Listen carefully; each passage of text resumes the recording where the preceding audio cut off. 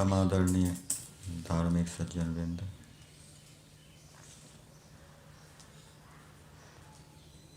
वेद में ईश्वर से प्रार्थना की गई है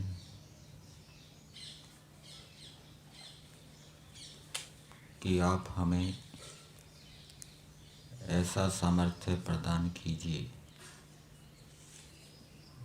जिससे कि हम आपको उत्तम भेंट समर्पित कर सकें और उस उत्तम भेंट को प्राप्त करके आप प्रसन्न हो। जैसे संतान होती है, बालक होते हैं, वो कोई अच्छा कार्य करे, परीक्षा में अच्छे अंक लेकर आए या किसी प्रतियोगिता में प्रथम या दूसरा स्थान प्राप्त करके आए, तो माता पिता को प्रसन्नता होती है कि बढ़िया काम किया, अच्छा काम किया, शाबाश। इसी प्रकार से हमें भी परमेश्वर ऐसा सामर्थ्य प्रदान करें जिससे कि हम ऐसे कार्य करें जिससे कि परमेश्वर की हमें शाबाशी प्राप्त हो। और वो सामर्थ्य कब प्राप्त होगा? वो वेद के अनुकूल चलने से, जो आज्ञाएं वेद के अंदर दी हैं उनके अनुसार पुरुषार्थ करने से वो सामर्थ्य प्राप्त होगा।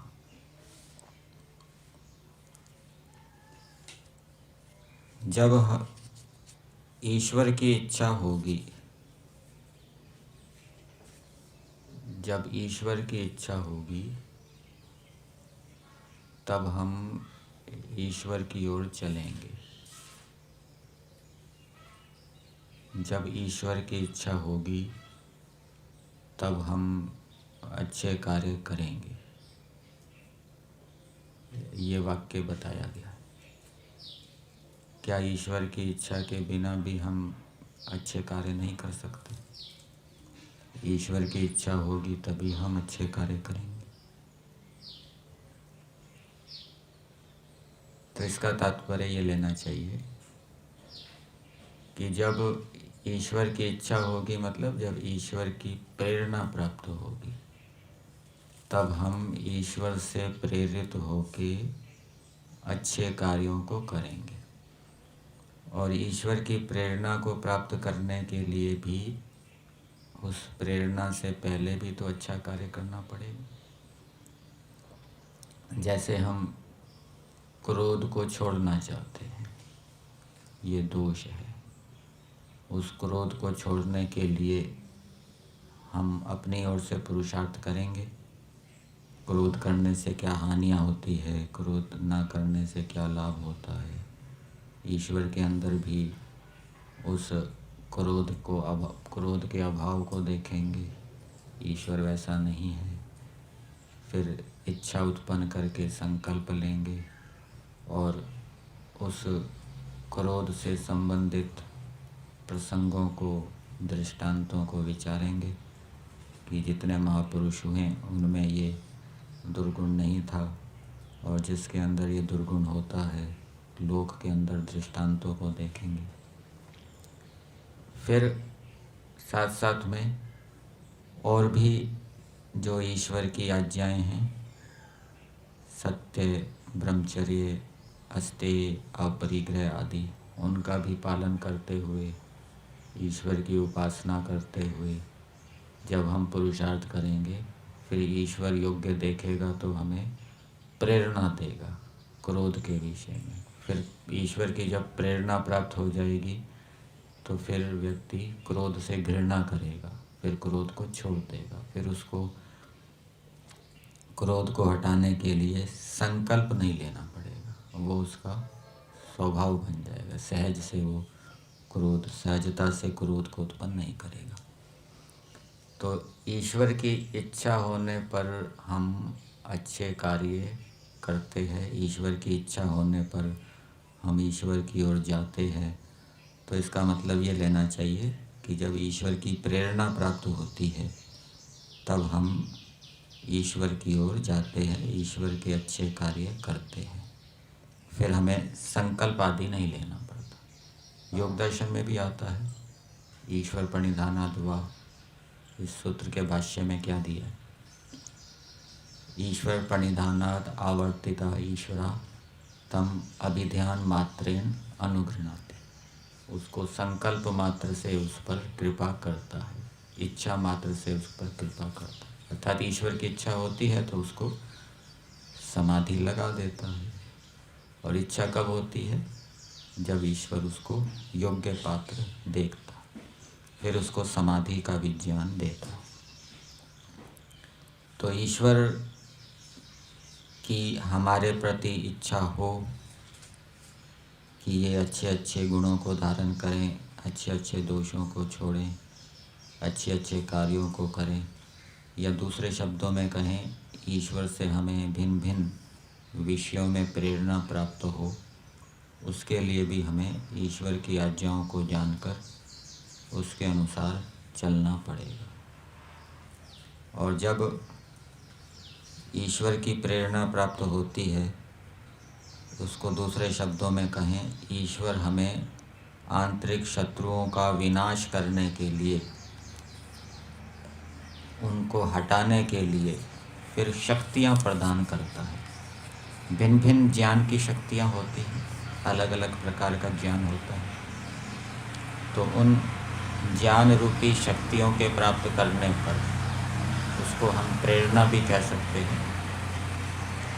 ईश्वर विज्ञान रूपी शक्तियों को प्रेरित करता है और उन विज्ञान रूपी शक्तियों की सहायता से फिर हम उन दोषों को, क्लेशों को नष्ट कर देते हैं।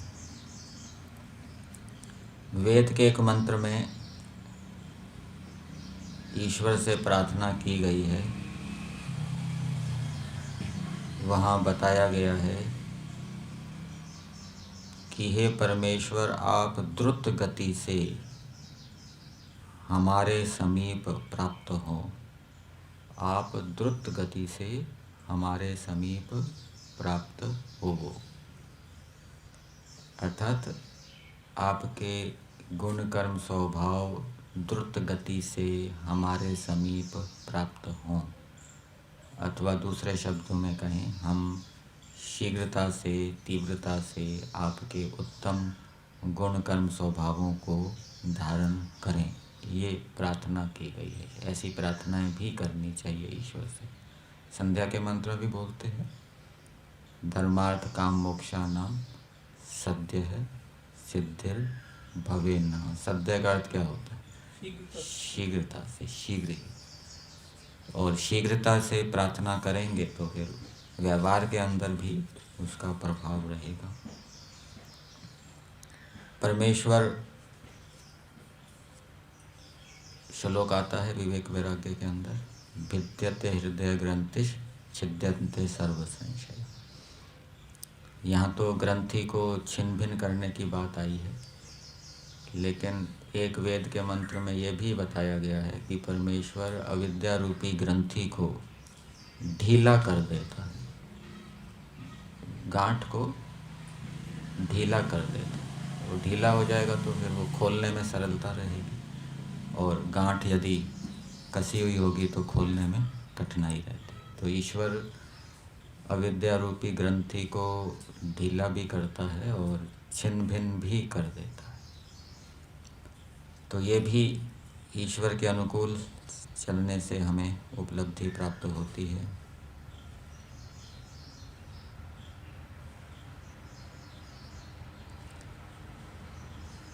परमेश्वर के गुणों को धारण करने की उग्र अभिलाषा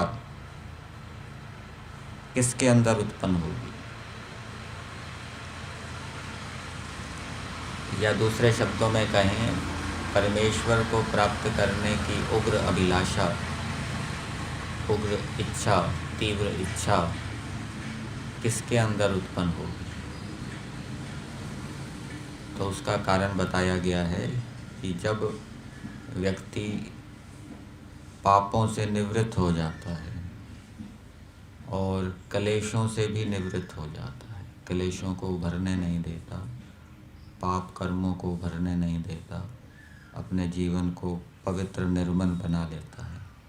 तब उसके अंदर ईश्वर को प्राप्त करने की, ईश्वर के गुण कर्म स्वभावों को धारण करने की या ईश्वर के आनंद को प्राप्त करने की तीव्र इच्छा उत्पन्न होती है। मतलब कि उसके साथ साथ वो सत्संग भी करेगा, स्वाध्याय भी करेगा, उपासना भी करेगा और साथ में व्यवहार के अंदर क्लेशों को उभरने नहीं देगा, कोई पाप आचरण नहीं होने देगा। उसके अंदर ये तीव्र इच्छा उत्पन्न होगी। और जो स्वाध्याय सत्संग तो कर रहा है लेकिन पाप की ओर ध्यान नहीं दे रहा, मैं पाप कर रहा हूँ या पुण्य कर रहा हूँ, क्लेश जो उत्पन्न हो रहे हैं उनको दूर करने का प्रयास नहीं करता, तो उसके अंदर स्वाध्याय उपासना आदि करने के बाद भी तीव्र इच्छा उत्पन्न नहीं होगी। तो अच्छे कार्यों में हमारी तीव्र इच्छा उत्पन्न हो, हम तीव्रता से अच्छे अच्छे गुण कर्म स्वभावों को धारण करें, हम परमेश्वर को उत्तम भेंट दे सकें, इसके लिए हमें परमेश्वर के अनुकूल चलना पड़ेगा, परमेश्वर की आज्ञाओं को धारण करना पड़ेगा।